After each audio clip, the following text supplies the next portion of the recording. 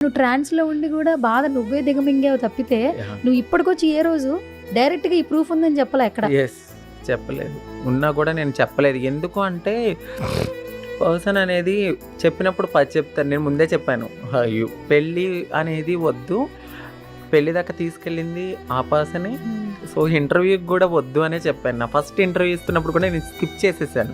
Okay. వద్దు, వద్దు, వద్దు అని ప్రతి ఇంటర్వ్యూకి నేను స్కిప్ చేసుకుంటా. ఫస్ట్ మా కమ్యూనిటీలో ట్రాన్స్‌లో స్నేహ గారు చేశారు. హ్మ్. ఆ ఇంటర్వ్యూ చాలా బాగా వెళ్ళేసరికి సుమన్ టీవీ నుంచి కాల్ వచ్చింది. ఇట్లా నేనేమన్నానంటే, ఇప్పుడు హ్యాపీగానే ఉంటది.